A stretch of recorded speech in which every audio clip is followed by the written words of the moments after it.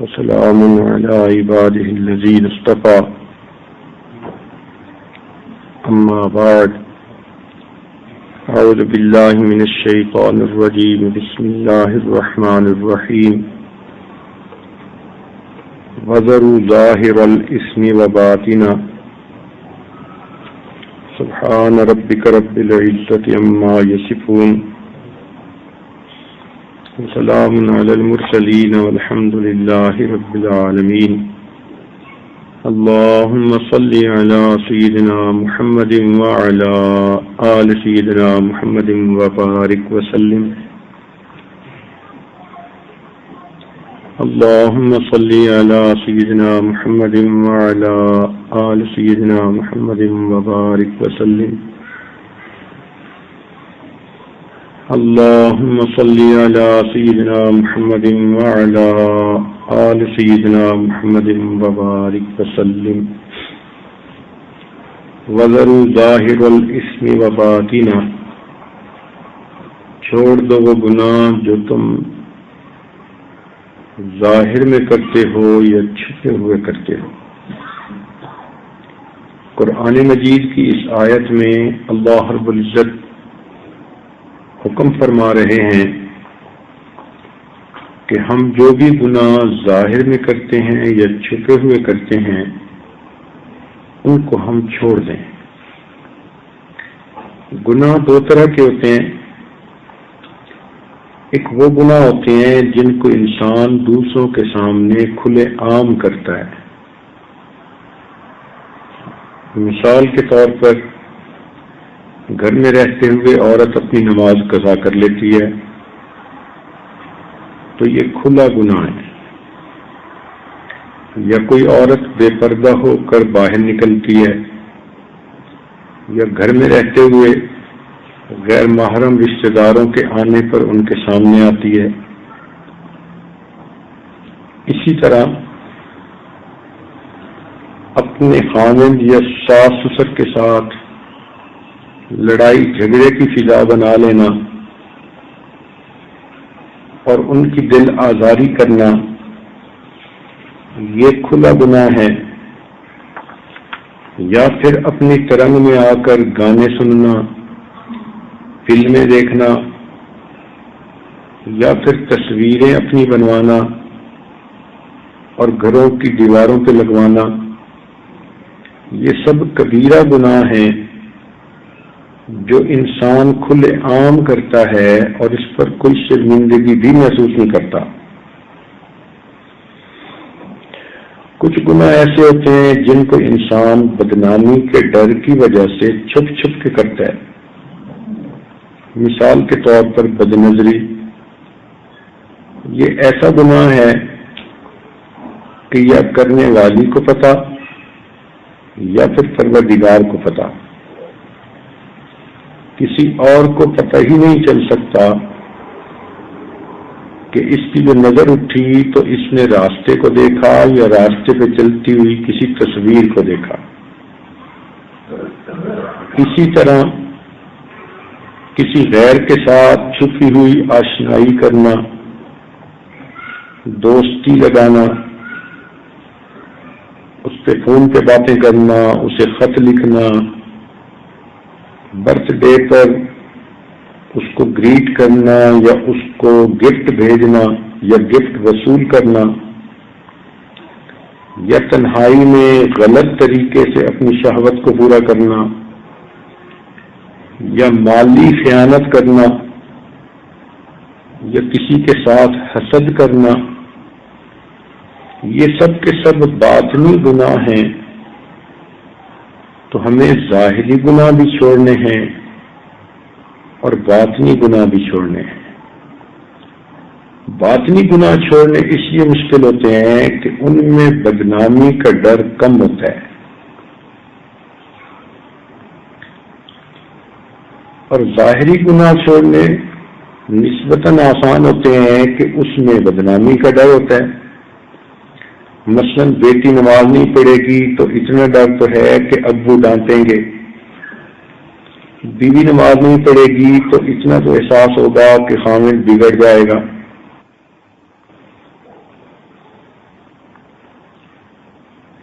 مگر حکم یہ ہے کہ ہم تمام گناہ چھوڑ دیں، چاہے وہ ظاہری ہوں اور چاہے وہ باطنی ہوں، اس لیے کہ گناہوں کی مثال سانپ اور بچھو کی مانند ہے۔ جس طرح انسان سانپ یا بچھو سے ڈرتا ہے اور دور رہتا ہے، اس کو چاہیے کہ وہ گناہوں سے بھی دور رہے۔ کوئی بھی پڑھی لکھی یا ان پڑھ عورت کسی بچھو کو ہاتھ نہیں لگائے گی، وہ سمجھے گی کہ یہ خطرناک چیز ہے، اگر میں نے اسے ہاتھ لگایا تو یہ مجھے کاٹے گا اور مجھے تکلیف پہنچے گی۔ اسی طرح کوئی بھی عقل مند عورت وہ گناہ کے قریب نہیں جاتی، وہ سمجھتی ہے کہ گناہ اگر کروں گی تو مجھے اس کی وجہ سے آخرت کی تکلیف پہنچے گی۔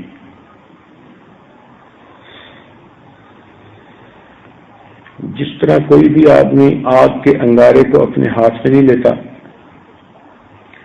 بلکہ عورتیں چولہے پہ کھڑی ہوتی ہیں تو بڑی سنبھل کے کھڑی ہوتی ہیں، کہیں کوئی کپڑا دوپٹہ آگ کے قریب نہ جائے۔ ایسے واقعات ہو جاتے ہیں کہ کپڑے کو آگ لگی تو عورت ہی جل کے مر گئی، اور اگر کسی کو کہیں بھی کہ یہ انگارہ آپ اپنے ہاتھ میں رکھ لیں تو وہ آگے سے کہے گی کہ مجھے بیوقوف سمجھتے ہو۔ تو جس طرح آگ کا انگارہ کوئی عورت اپنی ہتھیلی پہ نہیں رکھنا پسند کرتی، سمجھتی ہے کہ یہ ہاتھ جلائے گا، اسی طرح کوئی بھی سمجھدار عورت گناہ کو ہاتھ نہیں لگاتی، وہ سمجھتی ہے کہ اس کے بجائے مجھے جہنم کی آگ میں جلنا پڑ جائے گا۔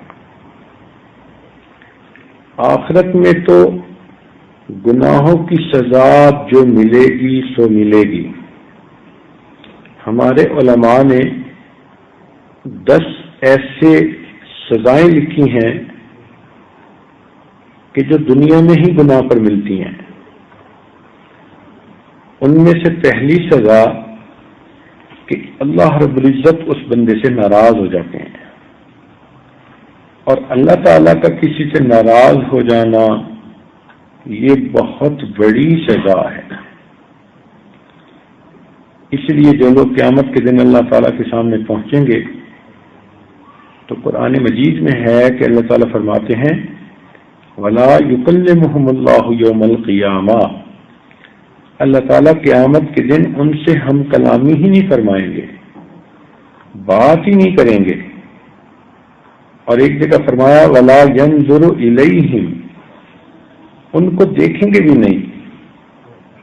جیسے دنیا میں کوئی ناراض ہو تو وہ کہتا ہے جا دفعہ میں تیری شکل ہی نہیں دیکھنا چاہتی، بالکل اسی طرح اللہ رب العزت قیامت کے دن مجرم لوگوں کو فرمائیں گے کہ جاؤ جہنم میں دفع ہو جاؤ، میں تمہاری شکل ہی نہیں دیکھنا چاہتا۔ تو یہ عذاب جہنم کی آگ میں جلنے سے بھی زیادہ بڑا عذاب ہے۔ جب اللہ تعالیٰ کسی سے ناراض ہوتے ہیں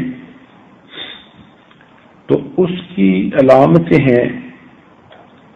پہلی علامت یہ کہ انسان دین سے محروم ہونا شروع ہو جاتا ہے، سنتوں سے محروم، فرضوں سے محروم، دینی کاموں سے محروم، دنیا کے کاموں میں بڑا تیز ترار اور دین کے کاموں میں بڑا بیکار۔ یہ علامت ہے کہ اللہ رب العزت کی اس پر ناراضگی ہے۔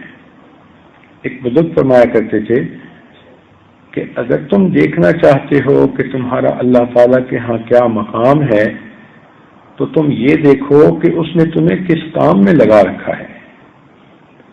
اتنی پیاری بات کہی، سبحان اللہ، کہ اگر تم یہ دیکھنا چاہتے ہو کہ اللہ رب العزت کے ہاں تمہارا کیا مقام ہے تو تم یہ دیکھو کہ اس نے تمہیں کس کام میں لگا رکھا ہے۔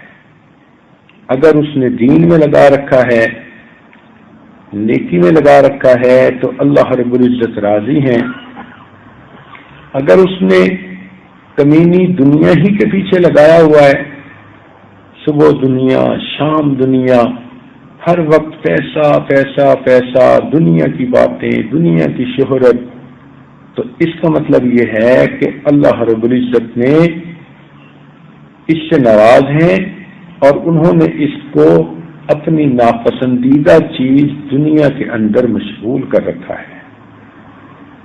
لوگ کہتے ہیں نا جی ہمیں تو نماز کی بھی فرصت نہیں، بلکہ ایک صاحب تو یوں کہا کرتے تھے جی مجھے تو مرنے کی فرصت نہیں، اور جو کہتا تھا مرنے کی فرصت نہیں، جب اس کی موت آئی تو سارے کے سارے کام دھرے رہ گئے اور اس کو دنیا سے جانا پڑ گیا۔ تو اللہ تعالیٰ کی ناراضگی کی علامت یہ کہ انسان کی زندگی کی برکتیں ختم ہو جاتی ہیں۔ ایک یہ بھی علامت ہے کہ انسان کے کام ادھورے ہونے شروع ہو جاتے ہیں۔ جو کام بھی انسان شروع کرے ہوتے ہوتے رہ جاتا ہے۔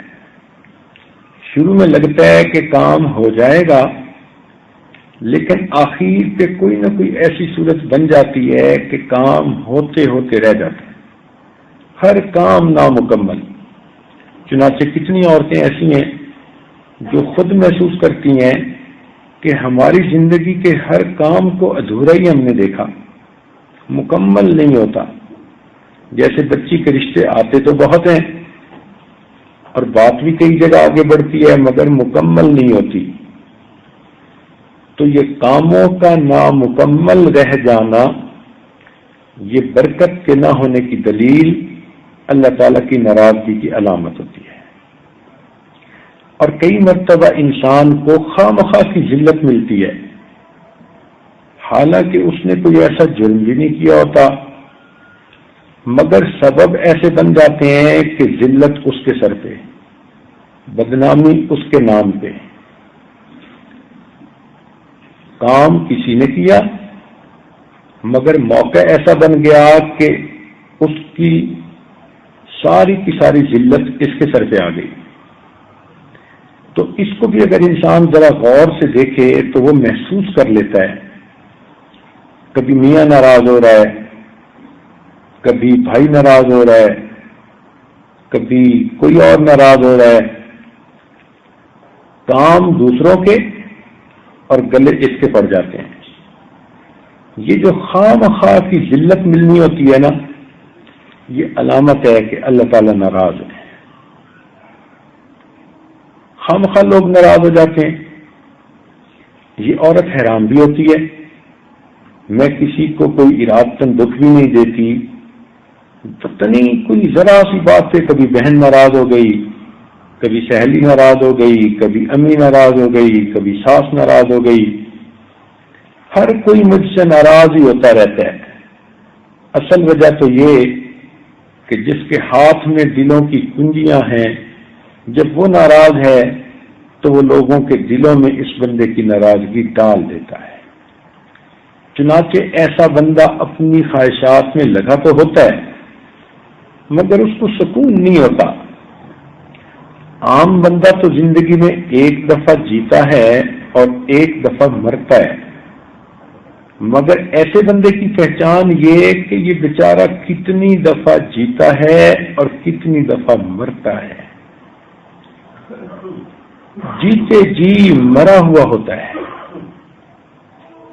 پنجابی کا شعر ہے، دعا منگیا کرو سیو کتے اللہ نہ رس جاوے، جنا تو اللہ رس جاوے او جیندے بھی مرے رہندے۔ کہ اے میری بہن تم دعا کیا کرو کہیں اللہ تعالیٰ ناراض نہ ہو جائے، اس لیے کہ جس سے اللہ تعالیٰ ناراض ہوتا ہے وہ جیتے جی ہی مرا پھرا کرتا ہے۔ تو اللہ تعالیٰ کی ناراضگی کی علامت کہ وہ بندہ جیتے جی مرا ہوا ہوتا ہے۔ جیسے کہتے ہیں نا، تم کیا گئے کہ روٹھ گئے دن بہار کے، تو یہ علامت ہوتی ہے اللہ تعالیٰ کی ناراضگی کی کہ بہار کے دن روٹھ جاتے ہیں، ہر طرف سے کوئی نہ کوئی بری خبر ہی ملتی رہتی ہے۔ دوسری سزا یہ ہوتی ہے کہ گناہ کرنے پر شیطان بندے سے خوش ہو جاتا ہے، حالانکہ اللہ تعالیٰ نے ارشاد فرمایا ان الشیطان لکم عدو فاتخذوہ عدوا، شیطان تمہارا دشمن ہے، تم بھی اسے دشمن بنا کے رکھو، مگر ہمارے اس کام سے ہمارا دشمن خوش ہو جاتا ہے۔ اب بتائیں کہ جس کام سے دوست ناراض ہوں، دشمن خوش ہوں، اس کو تو کوئی عقل مند نہیں بندہ کرتا۔ تو ہم اگر گناہ کریں گے تو اللہ تعالیٰ کو ناراض کر بیٹھیں گے اور شیطان کو خوش بن۔ اور یہ شیطان وہ بدماش ہے کہ جس نے جھوٹی قسمیں کھا کے ہمارے والدین کو جنت سے نکلوایا، جس نے جھوٹی قسم کھا کے دھوکہ دے کے ہمارے والدین کے جسموں سے جنت کی پوشاک اتروا دی۔ اب اگر آدمی کسی عورت کو کہے کہ فلاں بندے نے تو تیرے ماں باپ کے کپڑے اتروا دیے، تو عورت کو کتنا غصہ آئے گا، اس کا جی چاہے گا میں اس کو چیر کے رکھ دوں، اس نے میرے ماں باپ کے ساتھ یہ کیا کہ ان کے کپڑے اتروا دیے۔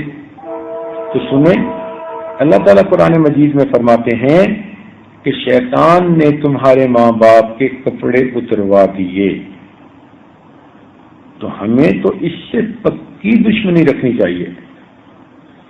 پھر یہ کہ جب شیطان ہم سے خوش ہوگا تو یہ ہمیں ایمان سے محروم کرنے کے لیے موقع ڈھونڈتا رہے گا۔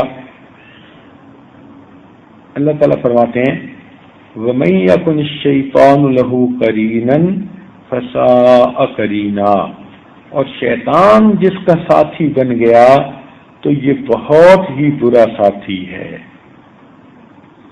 تو اس ذلیل اور مردود کو آپ اپنا دشمن اول سمجھ کے رکھیں، کوئی کام ایسا نہ کریں کہ جس سے شیطان خوش ہو جائے اور رحمان ناراض ہو جائے، اس لیے کہ یہ قیامت کے دن جب سامنے آئے گا تو یہ سارے گناہوں کا بوجھ ہمارے سر پہ ڈالے گا، اپنے سر پہ کچھ نہیں لے گا۔ کیا کہے گا؟ گناہ گار کو کہے گا کہ میں تو تمہیں مشورہ ہی دیتا تھا نا گناہ کا، مجبور تو نہیں کرتا تھا، کرتے تو تم خود ہی تھے۔ بندہ اس کو کہے گا کہ تو نے مجھے مروا دیا، اور یہ اسے کہے گا کہ بھائی تو نے خود جہنم خریدی۔ اللہ تعالیٰ فرمائیں گے لا تختصموا لدی وقد قدمت الیکم بالوعید، کہ میرے سامنے مت جھگڑو، تمہیں ہم نے وعید پہلے سنا دی تھی، تم ہی اندھے بہرے بنے رہے اور تم نے ہی شیطان مردود کی باتوں پہ اعتبار کیے رکھا، اب جہاں یہ جائے گا وہیں جہنم میں تم بھی جاؤ گے۔ تیسری سزا گناہ کرنے پر یہ ملتی ہے کہ انسان کو جنت سے دور کر دیا جاتا ہے۔ جنت وہ جگہ ہے جہاں اللہ رب العزت کا دیدار ہوگا، انبیاء کرام کا دیدار ہوگا، اللہ کے نیک بندوں کی ہم نشینی ہوگی، اللہ تعالیٰ کی نعمتوں میں زندگی بسر ہوگی۔ ایسی پیاری جگہ سے اگر بندے کا نام خارج کر دیا جائے تو یہ کتنی بڑی محرومی ہے، اس سے بڑی محرومی تو اور کوئی نہیں ہو سکتی۔ اگر آج کسی عورت کو کہہ دیا جائے کہ آپ کو بے گھر کر دیا جائے گا تو عورت پریشان ہو جائے گی، کہے گی جی کہ مجھے گھر سے نکال دیں گے یا میرا گھر کی الاٹمنٹ ختم کر دیں گے تو میرا تو بہت بڑا نقصان ہے۔ تو یہ ذہن میں رکھیے کہ جب ہم گناہ کبیرہ کے مرتکب ہوتے ہیں تو بسا اوقات انسان کے جنت کے مکان کی الاٹمنٹ کو ختم کر دیا جاتا ہے۔ اس کی چوتھی سزا یہ ہے کہ انسان کو جہنم کے اندر الاٹمنٹ کر دی جاتی ہے۔ اب یہ کتنا انسان کے لیے پریشانی کا معاملہ ہے کہ اس کو گھر دیا جائے جہنم کے اندر، جہاں پر آگ ہوگی. اب سوچیں، ہم تو دھوپ کی گرمی برداشت نہیں کر سکتے، ہم جہنم کی آگ کی گرمی کہاں برداشت کر سکیں گے؟ عورتیں چولہے کے قریب جب کام کرتی ہیں نا گرمیوں میں، تو ان کو پسینے آئے ہوتے ہیں، 2-4 سالن اکٹھے بنانے پڑ جائیں، بہت تنگ کھڑی ہوتی ہیں. اس وقت ان کا پارا چڑھا ہوا ہوتا ہے، اس وقت کوئی ان کے ساتھ بات کر ہی نہیں سکتا. کہتی ہیں گرمی میں میرا حال برا ہو گیا. اب بتائیں، آپ نے چولہے کے قریب چند منٹ چند گھنٹے گزار دیے تو آپ کا اتنا برا حال جب جہنم کی آگ کے اندر وقت گزارنا پڑے گا پھر ہمارا کیا حال ہوگا؟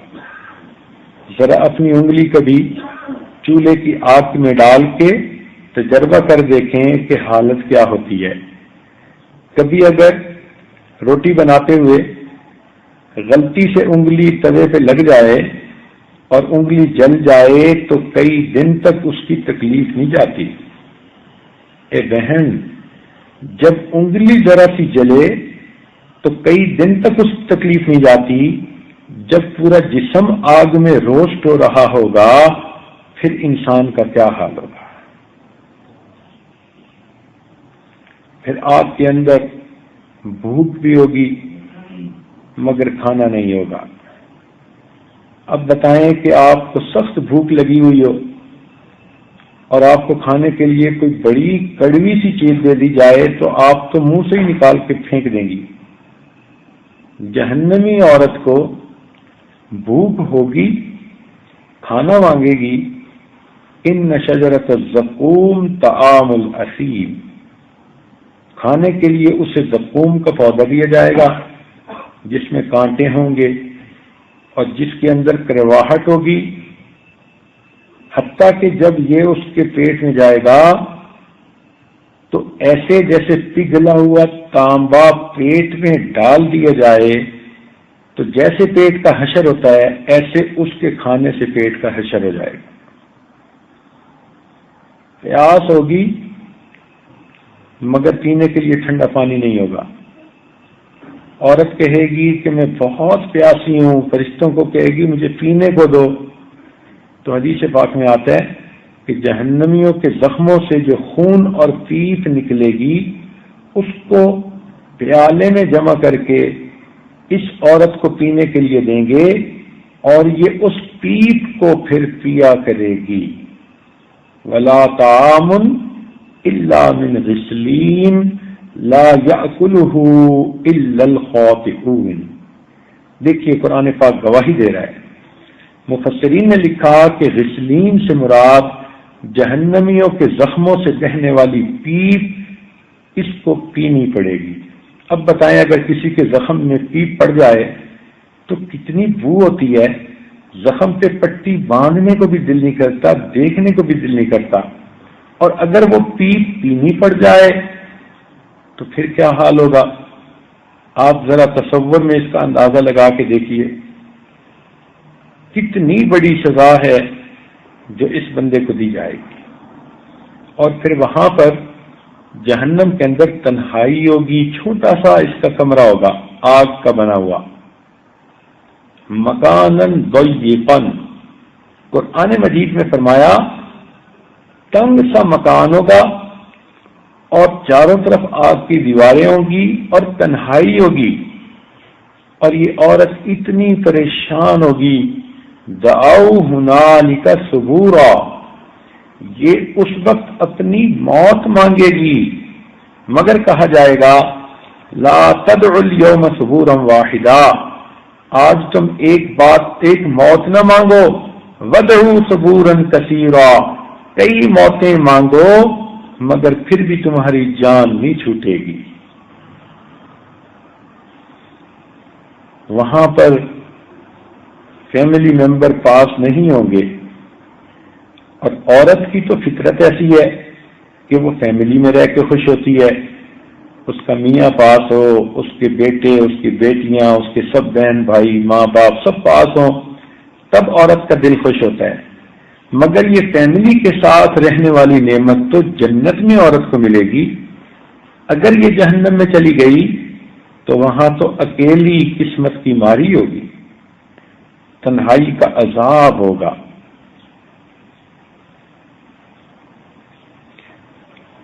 اگر کبھی کسی عورت کو ایک ویران سے مکان کے اندر چھوڑ دیا جائے اور جب رات آ جائے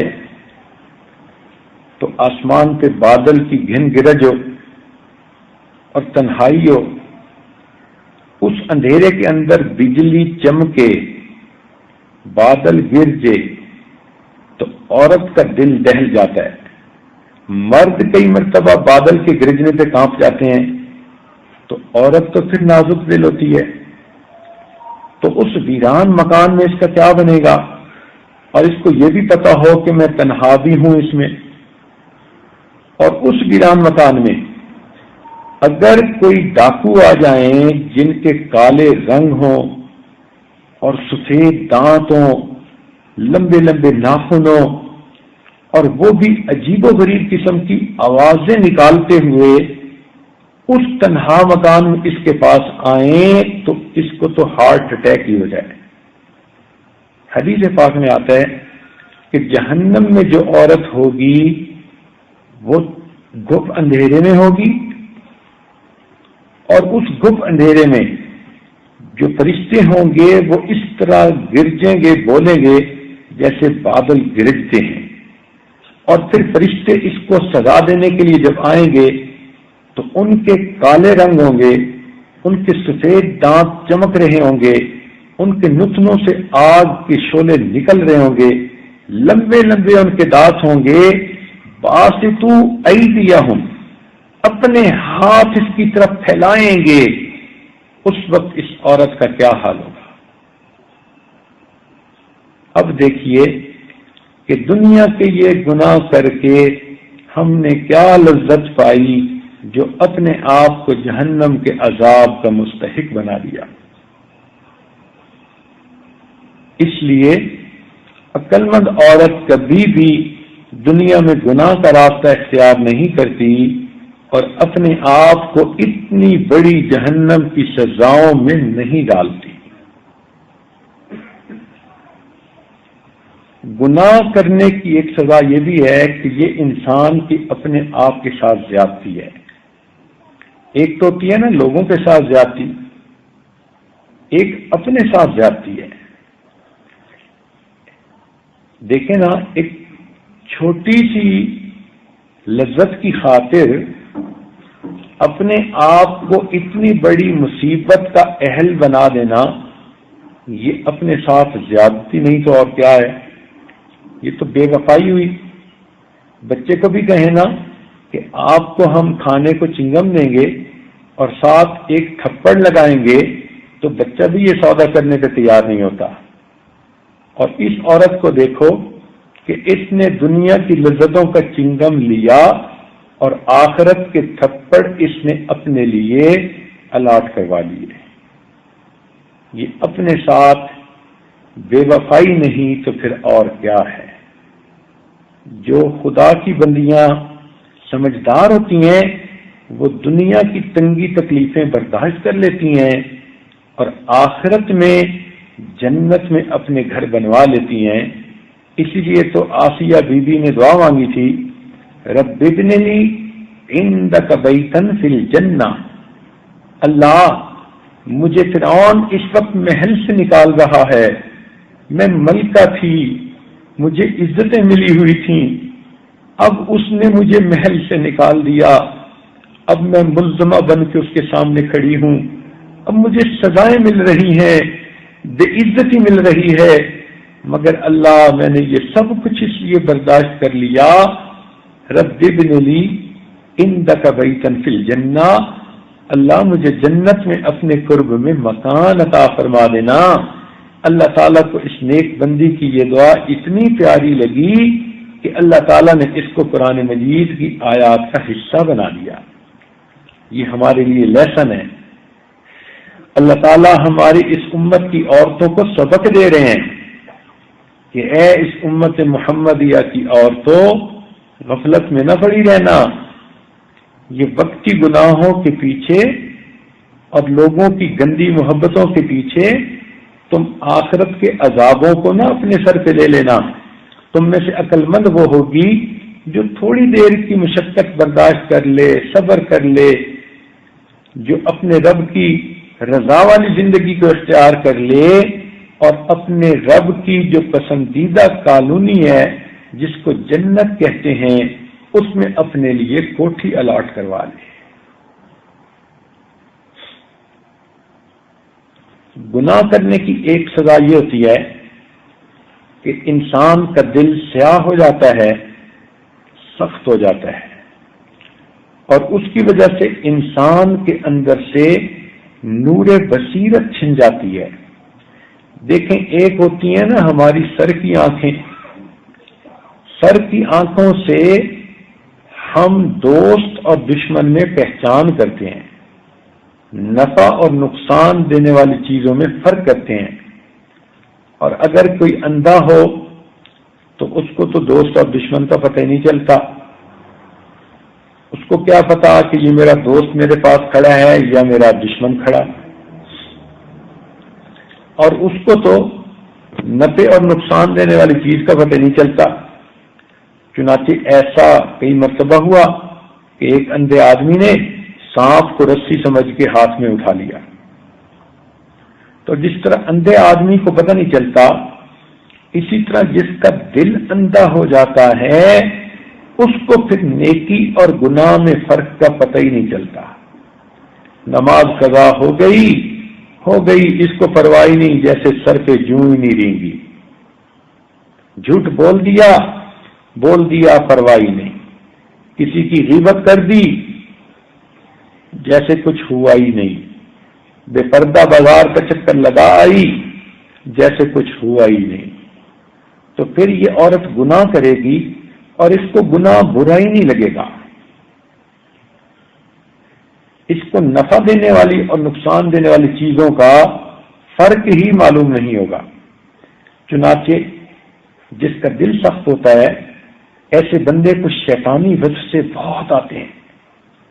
تو اب عورتیں ذرا اپنے دل میں جھانک کے دیکھیں، ایسے وصف سے ہر وقت گندے خیالات، ہر وقت برے خیالات، حتیٰ کہ نماز پڑھتے ہوئے بھی خیالات، لیٹے ہوئے بھی خیالات، بیٹھے ہوئے بھی خیالات.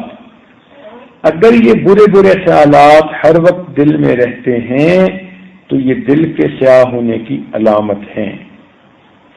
عام طور پر ایسی عورتیں پھر ٹینشن کی زندگی گزارتی ہیں. ان کو سکون نہیں ہوتا، اطمینان نہیں ہوتا، بس پھر ٹینشن ہوتی ہے ہر وقت. بلکہ کئی عورتوں کو تو ڈپریشن سی ہوتی ہے.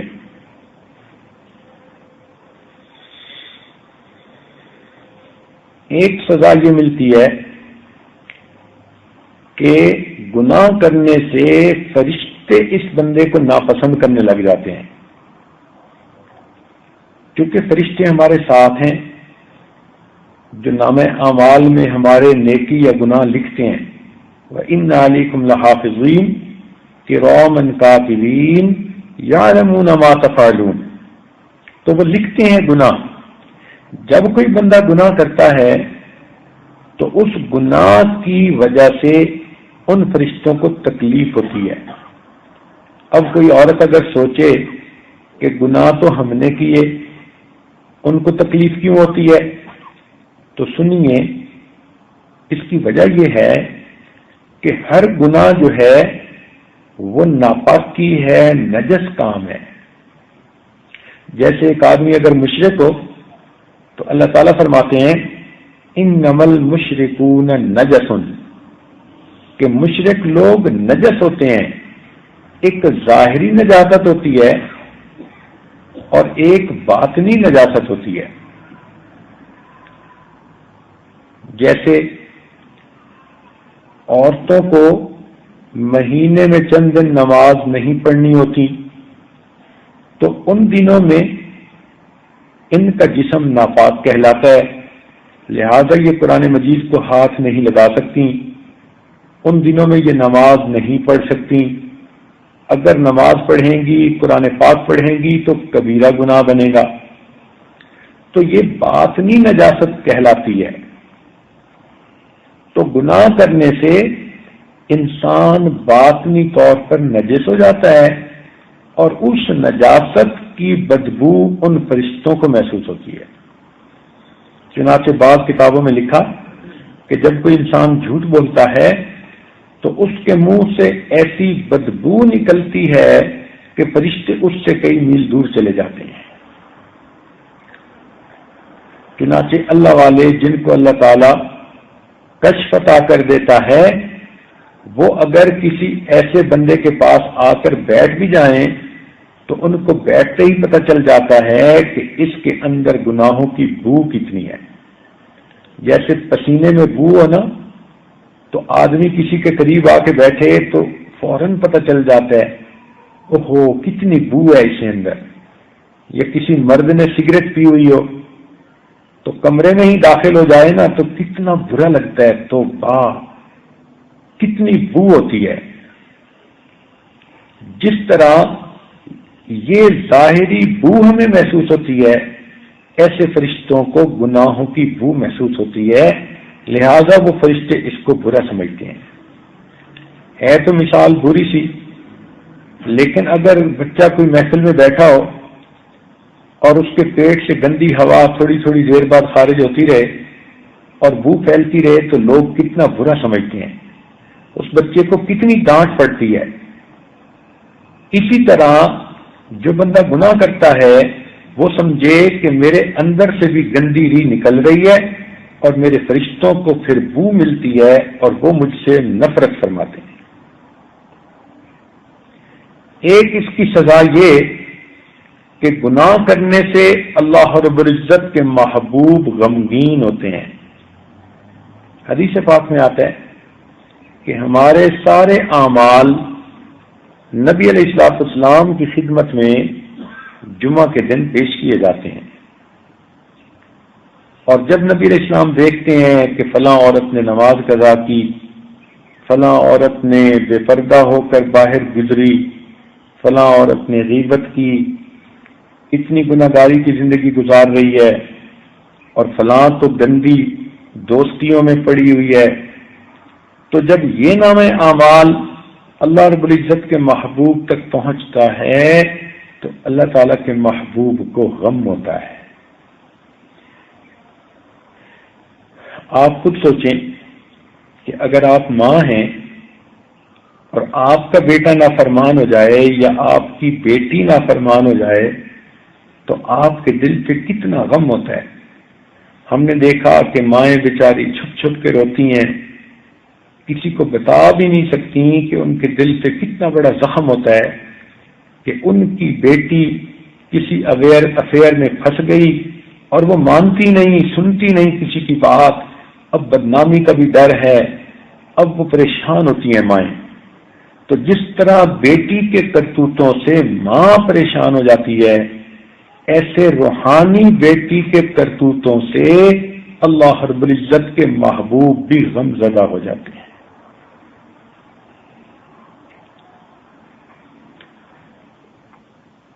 ایک ایران کا شاعر تھا، اس نے فارسی کا شعر کہا،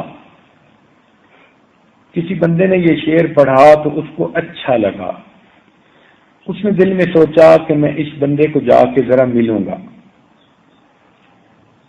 جب وہ آئے اس کو ملنے کے لیے تو یہ اس وقت بیٹھا ہوا اپنی داڑھی کو کاٹ رہا تھا، داڑھی کو مونڈ رہا تھا، بے ریش بندہ تھا۔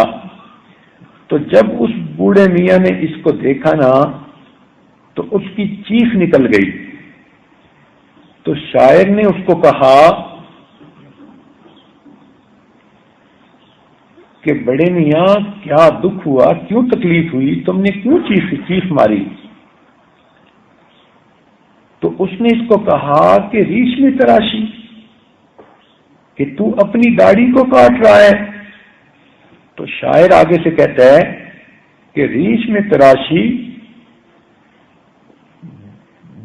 دل کسے نمی خراشی، میں کسی کے دل کو تو نہیں خراش کر رہا، زخم لگا رہا، میں اپنے چہرے پہ داڑھی ہی کو کاٹ رہا ہوں نا. تو اس بندے نے جب یہ سنا تو اس نے کہا او خدا کے بندے، تو کسی عام انسان کے دل پہ زخم نہیں لگا رہا، بلکہ سنت کو توڑ کے دل رسول اللہ صلی اللہ علیہ وسلم میں خراشی. تو نبی علیہ السلام کے دل پہ زخم لگا رہا ہے. جب اس نے یہ بات کی اخلاص کے ساتھ تو اس شاعر کے دل میں اتر گئی. چنانچہ اس نے توبہ طائب ہونے کی نیت کر لی اور یہ شعر کہا، جزاک اللہ کہ چشمم باز کر دی، مرابا جان جا ہم راز کر دی. اللہ تعالیٰ تجھے اجر عطا فرمائے کہ تو نے میری آنکھیں کھول دی اور آج تو نے مجھے میرے یار کے ساتھ جوڑ دیا. تو اگر ہم آج نبی علیہ السلام کے دل کو غمگین کریں گے تو پھر قیامت کے دن ہمیں ان کی شفاعت کیسے ملے گی؟ قیامت کے دن ہم ان کے سامنے حوض کوثر پہ پیش کیسے ہوں گے؟ کتنی شرمندگی ہوگی ہمیں اس نام اعمال کو لے کر اللہ کے محبوب کے سامنے پیش ہوتے ہوئے. اس لیے سیدنا شیخ عبد القادر جیلانی رحمۃ اللہ علیہ ایک مرتبہ دعا مانگ رہے تھے. تو دعا مانگتے مانگتے مانگتے وہ یہ کہنے لگے، اللہ مجھے قیامت کے دن معاف کر دینا، معاف کر دینا، اللہ مجھے معاف کر دینا. اور آخر پر یہ کہا، اے اللہ اگر آپ یہ فیصلہ کریں کہ مجھے معاف نہیں کرنا تو پھر قیامت کے دن مجھے اندھا کھڑا کر دینا. تو سننے والے نے پوچھا کہ حضرت آپ نے یہ دعا کیوں مانگی کہ اللہ مجھے قیامت کے دن اندھا کھڑا کر دینا؟ تو فرمایا اس لیے یہ دعا مانگی کہ اگر اللہ تعالیٰ نے میرے گناہوں کی بخشش نہ فرمائی تو مجھے اندھا ہی کھڑا کر دے تاکہ مجھے نبی علیہ السلام کے سامنے جا کر شرمندگی تو نہ ہو.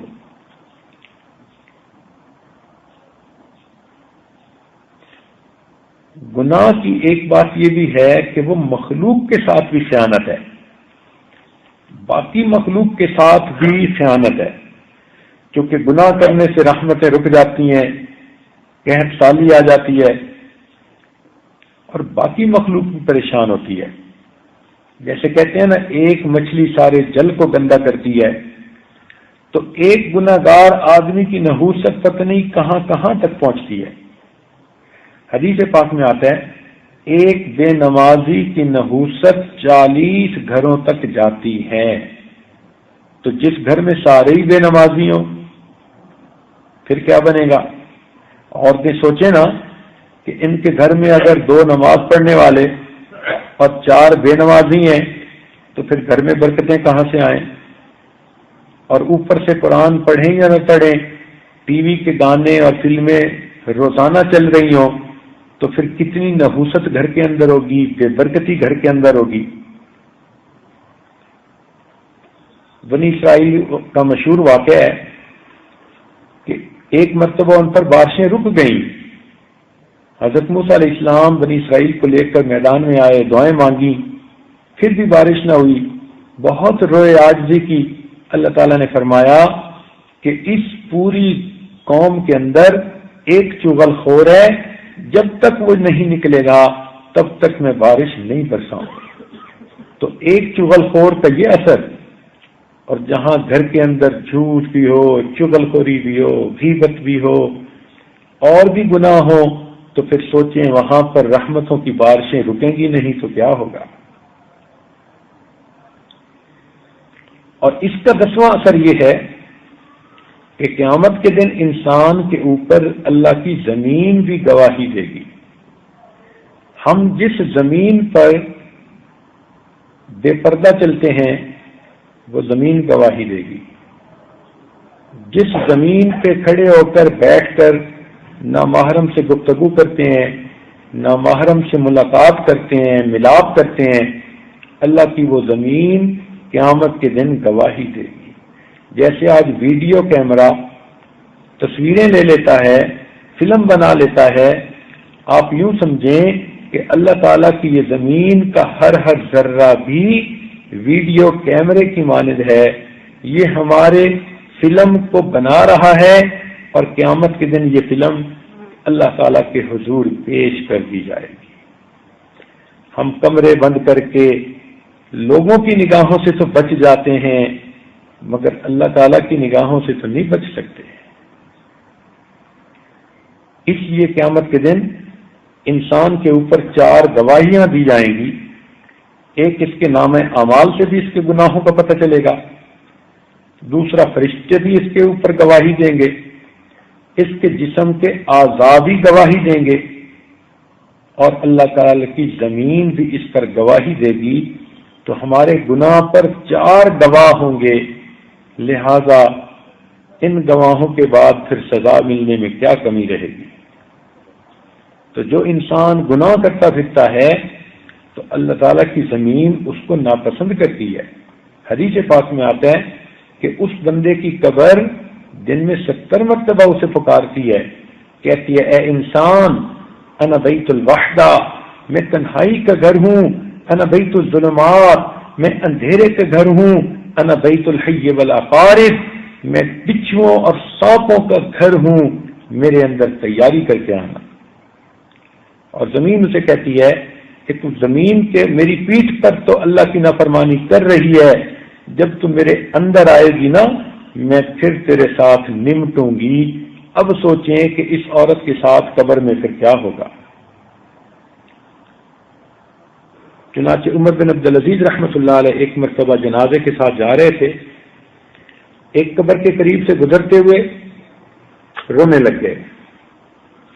کسی نے کہا کہ حضرت آپ تو جنازے کے ولی ہیں، آپ پیچھے کیوں ٹھہر گئے؟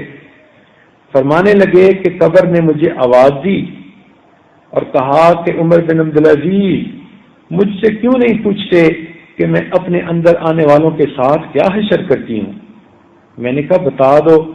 تو قبر نے کہا کہ جو میرے اندر آتا ہے میں اس کے جسم میں کیڑے ڈال دیتی ہوں، وہ کیڑے اس کے گوشت کو کھا جاتے ہیں، پھر میں اس کے ہاتھوں کی انگلیوں کو اس کے ہتھیلی سے جدا کر دیتی ہوں، ہتھیلی کو بازو سے جدا کر دیتی ہوں، اور بازو کو کوہنیوں سے، کوہنیوں کو مونڈوں سے، اور پورے جسم کی ہڈیوں کو میں جدا جدا کر دیتی ہوں.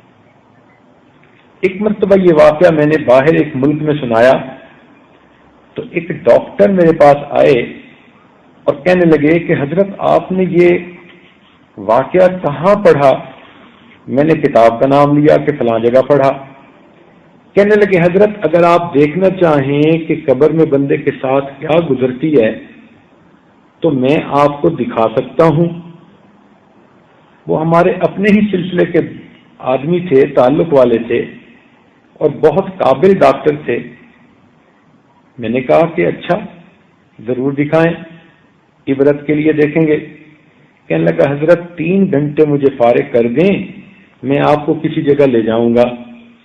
چنانچہ 3 گھنٹے میں نے اگلے دن فارغ کیے. وہ آئے اور مجھے ایک جگہ لے گئے. اس جگہ کا نام تھا نیچرل ہسٹری میوزیم. اس کے اندر ایک سیکشن بنا ہوا تھا اور اس سیکشن کا نام تھا ممیز سیکشن، یعنی انسانوں کی جو لاشیں ہوتی ہیں اس پر کیمیکل لگا کر رکھ دیتے ہیں تو وہ لاشیں پھر سالوں تک پڑی رہتی ہیں. مجھے نہیں تھا اندازہ کہ وہاں کیا ہے. تو وہاں ہم نے دیکھا کہ شیشے کے کمرے بنے ہوئے ہیں اور باہر لکھا ہوا ہے کہ یہ انسان مرا تو ہم نے اس کو کیمیکل لگا کر اسی حالت میں رکھ دیا. جب ہم اندر جا گئے تو ہم نے دیکھا کہ ایک آدمی کی لاش پڑی ہوئی ہے. جب دوسرے کمرے میں گئے تو دروازے پر لکھا ہوا تھا کہ اس بندے کو ہم نے قبر میں دفن کیا اور اتنے وقت کے بعد ہم نے اس کی لاش کو پھر کھولا اور جیسے لاش کو پایا اس کے اوپر کیمیکل چھڑک کر ہم نے رکھ دیا. تو جب ہم اندر گئے تو ہم نے دیکھا کہ لاش پڑی ہوئی تھی اور پہلی تبدیلی اس کے اندر یہ آئی کہ اس کی آنکھوں کے ڈیلے لٹک کر اس کے رخساروں پہ آ گئے تھے. اتنی اس وقت عبرت ہوئی. اے انسان، جو محبت کی نگاہیں تو مخلوق پہ ڈالتا پھرتا ہے، جو نرم نگاہیں تو غیر محرم پہ ڈالتی پھرتی ہے، کل قبر کے اندر سب سے پہلے تیری آنکھوں کے ڈیلے نکال کے تیرے رخساروں پہ رکھ دیے جائیں گے. ان آنکھوں کے ڈیلوں کے ساتھ کیڑے چمٹے ہوئے تھے اور اسی طرح اس کو کیمیکل لگا کے رکھا ہوا تھا۔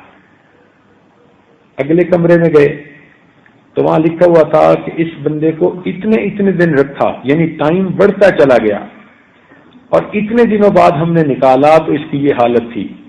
جب اندر جا کے دیکھا تو اس کی آنکھوں کے ڈیلوں کو کیڑوں نے کھا لیا تھا، اور دوسری تبدیلی ہم نے یہ دیکھی کہ اس کے ہونٹوں کو بھی کیڑوں نے کھا لیا تھا، دانت نظر آ رہے تھے اور دانتوں کے اوپر کیڑے چل رہے تھے۔ جس منہ سے تو غیر محرم کے ساتھ محبت کے بول بولتی ہے، آپ مجھے اچھے لگتے ہیں، میں آپ کو پسند کرتی ہوں، غیر اور مرد کے ساتھ میٹھی میٹھی گفتگو فون پہ کرتی ہیں، سب سے اس کے بعد دوسرے نمبر پہ یہ ہوتا ہے کہ اللہ تعالیٰ ان ہونٹوں کو کیڑوں کی غذا بنا دیتے ہیں، تو بتیسی نکلی ہوتی ہے اور اس کے اوپر کیڑے چل رہے ہوتے ہیں۔ پھر جب تیسرے کمرے میں گئے تو وہاں پہلی دو تبدیلیوں کے بعد تیسری تبدیلی یہ دیکھی کہ پورے پیٹ کے اندر کیڑے پڑ گئے تھے، تو جیسے پیالے کے اندر چاول پڑے ہوتے ہیں ایسے اس کے پیٹ کے اندر پورے کیڑے بھرے ہوئے تھے۔ جس پیٹ میں ہم حرام حلال ہر چیز ڈالتے پھرتے ہیں، کل اس پیٹ کے اندر کیڑے پڑیں گے اور وہ ہمارے گوشت کو کھائیں گے۔ بس پھر آگے جہاں جہاں جاتے گئے اس کا گوشت کیڑے کھاتے گئے، آخری جگہ پر ہم نے دیکھا کہ جسم کے سارے گوشت کو کیڑوں نے کھا لیا تھا، فقط ہڈیوں کا ڈھانچہ تھا، اور انگلیوں کی ہڈیاں ہتھیلی سے جدا، ہتھیلی کی ہڈیاں کلائیوں سے جدا، کلائی کی ہڈیاں کوہنی سے جدا، کوہنی کی ہڈیاں مونڈے سے جدا، سب ہڈیاں جدا جدا پڑی ہیں۔ اتنا افسوس ہوا، اے انسان تو دنیا میں کیا مستیاں پوری کرتا پھرتا ہے اور کیا اپنے مزے لوٹتا پھرتا ہے، تجھے یاد ہی نہیں قبر میں جائے گا، تو موٹا ہی اس لیے ہو رہا ہے کہ تیرے گوشت کو قبر میں کیڑے کھائیں گے۔ اس دنیا نے کتنے لوگوں کو موٹا کیا اور قبر میں ڈال کر ان کو کیڑوں کی غذا بنا دیا۔ تو ہمیں چاہیے کہ ہم سوچیں کہ ہم آج کیا بیج رہے ہیں، کل کیا کھیتی میں کاٹنی پڑے گی۔ چنانچہ ایک آدمی کی جوان بیٹی تھی، بڑی فیشن کی دل دادا، بڑی ماڈل قسم کی لڑکی تھی، امیر زادی تھی، نئے نئے فیشن کر کے کالج جاتی تھی اور لوگوں کو اپنا حسن دکھاتی تھی اور ان کا ایمان خراب کرتی تھی۔ بڑی چنچل بیٹی تھی اس کی، بڑی سمارٹ بیٹی تھی اس کی۔ کسی وجہ سے اس کی اچانک موت آ گئی۔ تو تیسرے دن اس باپ کو بیٹی سے بڑی محبت تھی، اسی لیے یہ اس کے اوپر بے دریغ پیسہ خرچ کرتا تھا اور اس کو خوب عیش کرواتا تھا۔ تو اس جوان بیٹی کی موت کا اس کے دل پہ بڑا صدمہ ہوا۔ خیر تیسرے دن اس نے خواب میں دیکھا کہ ایک جگہ قبر بنی ہوئی ہے اور یہ وہاں کھڑا ہے بیٹی کی قبر پر، تو اچانک قبر کھل گئی تو اس نے دیکھا کہ اس کی بیٹی ننگی حالت میں وہاں پڑی ہے، تو وہ اٹھ کر بیٹھ گئی اور اس نے اپنے ہاتھوں سے اپنی شرمگاہ کو چھپا لیا۔ تو باپ نے جب اس کی طرف دیکھا تو حیران کہ بیٹی کا سر بالکل گنجا ہے اور بیٹی کے جو ہونٹ ہیں وہ ہیں ہی نہیں، ان کی جگہ فقط دانت نظر آ رہے ہیں۔ تو اس نے بیٹی سے پوچھا، میری بیٹی تجھے کیا ہوا؟ کہنے لگی، ابو جب میں یہاں قبر میں آئی اور فرشتوں نے آ کے مجھ سے سوال پوچھا کہ من نبی، تیرے نبی کون تھے، تو میں تو نبی کی سنتوں کو چھوڑتی تھی، لہذا انہوں نے کہا کہ تجھے عذاب دیا جائے گا۔ تو عذاب والے فرشتے آ گئے ابو انہوں نے مجھے کہا کہ تو جوان لڑکی بے پردہ ننگے سر پھرتی تھی، اب تجھے ہم اس کی سزا دیں گے۔ تو ابو میرے سر کو بڑا کر دیا گیا، میرے ایک ایک سر کے بال کو ایسے بنا دیا گیا جیسے بڑ کا درخت ہوتا ہے، اور ایک ایک فرشتے نے میرے ایک ایک بال کو کھینچنا شروع کیا، تو جیسے درخت کو نکالیں تو زمین کے اندر سوراخ ہو جاتا ہے، ایک ایک بال کو جب وہ کھینچتے تھے تو میرے سر کے اندر اس طرح سوراخ ہوتا اور مجھے تکلیف ہوتی۔ اس طرح انہوں نے میرے سارے سر کے بالوں کو ایک ایک کر کے نکال دیا، اور اس لیے میں اب گنجی بنی بیٹھی ہوں۔ اس نے کہا بیٹی تیرے تو ہونٹ ہی نہیں، تیری تو بتیسی نظر آ رہی ہے، دانت نظر آ رہے ہیں۔ کہنے لگی ابو میں ہونٹوں پہ لپسٹک لگاتی تھی اور میرا وضو نہیں ہوتا تھا، اور میں اسی طرح ناپاک حالت میں پھرتی رہتی تھی، غسل بھی نہیں ہوتا تھا۔ تو انہوں نے کہا کہ اچھا تو پیشن کرتی تھی، ہم تیری اس لپسٹک کو اتارتے ہیں۔ تو ان فرشتوں نے جب میری اس لپسٹک کو کھینچا تو اس کے ساتھ میرے دونوں ہونٹ بھی کٹ کے چلے گئے۔ اس نے کہا بیٹی آپ کہ ابو میں نے ناخن بڑھائے ہوئے تھے، میرے ناخنوں میں میل ناپاکی جمع ہوتی رہتی تھی اور میرا غسل نہیں ہوتا تھا، ناپاک ہوتے تھے ہاتھ۔ تو انہوں نے کہا لاؤ ہم تمہارے فیشن کا تمہیں بدلہ دیتے ہیں۔ انہوں نے میرے ایک ایک ناخن کو جو کھینچا، پلاس کی شکل میں کوئی اوزار تھا، ابو میرے ہاتھوں اور پاؤں کی سب انگلیاں زخمی ہیں۔ اب اس ڈر سے اس باپ کی آنکھ کھل گئی اور وہ افسوس کرتا تھا کاش کہ میں نے اپنی بیٹی کو نیکی کی تلقین کی ہوتی، اور میری بیٹی جس کو اتنی محبتوں سے میں نے پالا آج وہ قبر کے عذابوں میں کس طرح جان دے رہی۔ اے بہن آج کے لطف اور لذتیں تھوڑی ہیں اور آخرت کی مصیبتیں بہت بڑی ہیں، اس لیے اللہ تعالیٰ کا یہ فرمان ہے وَذَرُوا ظَاهِرَ الْإِثْمِ وَبَاطِنَهُ، چھوڑ دو وہ گناہ جو تم ظاہر میں کرتے ہو یا تم چھپے ہوئے کرتے ہو۔ آج اس محفل میں ہم اپنے تمام گناہوں سے سچی پکی توبہ کر کے اپنے اللہ سے پچھلے گناہوں کو معاف کروا لیں اور آئندہ نیکوکاری پرہیزگاری کی زندگی گزارنے کا دل میں عہد کر لیں۔ عورتیں اچھی طرح سمجھتی ہیں کہ اگر کسی کو اللہ تعالیٰ بیٹے جیسی نعمت عطا فرمائے اور اس ماں کے سامنے اس بیٹے کو کوئی بد دعا دے تو ماں کبھی یہ بد دعا سن سکتی ہے؟ کبھی بھی نہیں۔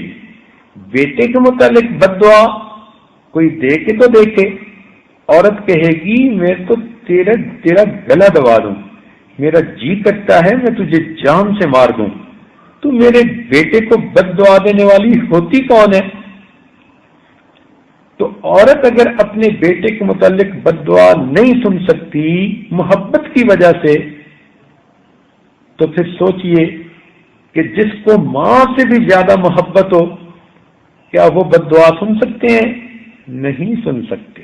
لیکن حدیث پاک میں آتا ہے کہ جبریل علیہ السلام نے بد دعا دی، برباد ہو جائے وہ شخص جس نے رمضان کا مہینہ پایا اور اسے اپنی بخشش نہ کروائی۔ اس بد دعا کو سن کر اللہ تعالیٰ کے محبوب نے آمین کہہ دی۔ اب ذرا اپنے دلوں میں جھانک کے دیکھیں کہ اول تو ہمارے گناہ ہی اتنے ہیں، اور اگر ہماری رمضان مبارک میں مغفرت نہ ہوئی تو جبریل امین کی بد دعا ہوگی اور نبی علیہ السلام کی آمین ہوگی، پھر ہماری بدبختی میں کیا شبہ ہوگا۔ لہذا اب تو رمضان شریف کا دن ہی ایک رہ گیا اور آج قیمتی محفل ہے، لہذا آج کی اس محفل میں دل میں عہد کر لیجئے کہ اللہ ہم اندر باہر کے سب گناہوں سے سچی توبہ کر رہی ہیں، اللہ پچھلے گناہوں کو معاف کر دیجئے اور ہمیں آج جہنم کی آگ سے بری فرما دیجئے، آج اگر آپ دعا مانگ لیں گی تو معلوم نہیں کس کے خلوص کے اٹھے ہوئے ہاتھ اللہ کے ہاں قبول ہو جائیں، اور اللہ اس کی برکت سے ہماری بھی دعا قبول کر لے۔ اس محفل کو غنیمت سمجھ لو، غنیمت جان لو مل بیٹھنے کو، جدائی کی گھڑی سر پر کھڑی ہے۔ اللہ نے یہ ہمیں موقع عطا فرما دیا، لہذا آج کی اس محفل میں اپنے تمام گناہوں سے سچی پکی توبہ کر کے اپنے رب سے دعا مانگیے، اللہ ہمیں جہنم کی آگ سے بچا لیجیے تاکہ ہم نبی علیہ السلام کی اور جبریل علیہ السلام کی بد دعا سے بچ جائیں۔ اللہ ہمیں بدبخت ہونے سے بچا لینا۔ وآخر دعوانا ان الحمد للہ رب العالمین۔ تھوڑی دیر کے لیے مراقبہ کر لیجیے۔ لا الہ الا اللہ محمد رسول اللہ۔ کل کی محفل مستورات کے لیے رمضان مبارک کی آخری محفل ہوگی، تو اس میں کوئی لمبا چوڑا بیان نہیں ہوگا، بلکہ وہ محفل دعا ہوگی۔ دعا کیسے قبول ہوتی ہے، کیسے مانگنی چاہیے، تو یہی جو احادیث میں باتیں آئی ہیں انہی کے متعلق بتایا جائے گا، تاکہ آپ اپنے گھروں میں ایسی دعائیں مانگیں کہ جو جلدی قبول ہو سکیں۔ اور جو مستورات توبہ طائب ہونا چاہتی ہیں، بیعت کے کلمات پڑھنا چاہتی ہیں، تو کل کی محفل میں ہی ان کو یہ توبہ کے کلمات پڑھا دیے جائیں گے۔ مستورات کوشش کریں کل اپنے گھروں میں اگر ممکن ہو تو نہا کے اچھے صاف کپڑے پہن کے 2 رکعت صلاۃ التوبہ کی نیت سے اپنے گھروں میں پڑھ کے یہاں آئیں، تاکہ پھر یہاں گناہوں سے توبہ کی دعا کی جا سکے اور توبہ کی قبولیت جلدی ہو جائے۔ حدیث پاک میں آتا ہے جب کوئی بندہ اپنی زندگی کے گناہوں سے سچی توبہ کرنا چاہے تو وہ 2 رکعت پڑھے صلاۃ التوبہ کی نیت سے اور پھر اللہ تعالیٰ سے دعا مانگے۔ تو آپ کل اپنے گھروں میں ظاہری طور پر بھی اپنی میل کچیل کو دور کر کے آئیں، صاف ستھری ہو کے آئیں، اور یہاں آ کے اپنے باطن کی میل کو بھی دور کر لیں تاکہ اللہ تعالیٰ کی مقبول بندیوں میں شامل ہو جائیں اور یہ رمضان ہمارے لیے بخشش کا سامان بن جائے۔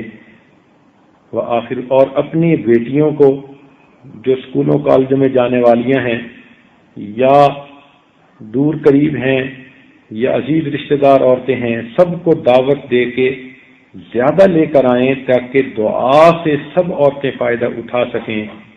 اللہ تعالی ہم سب کی بخشش فرمائے۔ ابھی دعا کر لیجیے۔ سبحان ربی العلی الوہاب، اللہم صلی علی سیدنا محمد وعلی آل سیدنا محمد وبارک وسلم۔ اے مالک، ہم آپ کے عاجز مسکین بندے ہیں، ہمارے گناہوں کو معاف فرما، ہماری خطاؤں سے درگزر فرما، ہمارے عیبوں کی پردہ پوشی فرما۔ اللہ، ہم آپ کے عاجز مسکین بندے ہیں، ہماری توبہ کو قبول فرما۔ اللہ، ہم نے جتنے بھی گناہ کیے، چھوٹے یا بڑے، ظاہر یا چھپے ہوئے، اللہ سب سے سچی توبہ کرتے ہیں۔ میرے مولا، ہماری توبہ قبول فرما لیجئے اور آج کی اس محفل میں ہماری بخشش فرما دیجئے۔ ہمیں قبر کے عذاب سے بچا لیجئے، جہنم کے عذاب سے بچا لیجئے۔ اللہ، ہمیں اپنی ناراضگی سے بچا لیجئے۔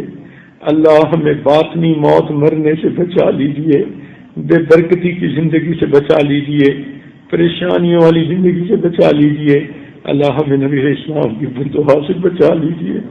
اللہ، اول تو ہمارے پاس پہلے ہی نیکیوں کی کمی ہے، اور اوپر سے اگر جبریل علیہ السلام کی بددعا لگ گئی اور نبی علیہ السلام کی آمین لگ گئی تو ہماری بدبختی میں کیا شک ہوگا۔ اللہ، ہمیں بدبخت ہونے سے بچا لینا۔ اے اللہ، آج کے دن جہنم سے ہمیں بری فرما دیجیے۔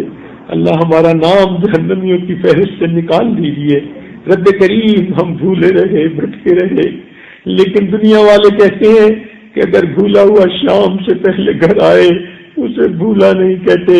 تو اللہ، اگر ہم رمضان مبارک میں توبہ کر رہے ہیں اور آپ ہی کی توفیق سے کر رہے ہیں تو رب کریم اس توبہ کو قبول کر لیجئے۔ اللہ، ہمیں اپنے در سے دھتکار نہ دیجیے۔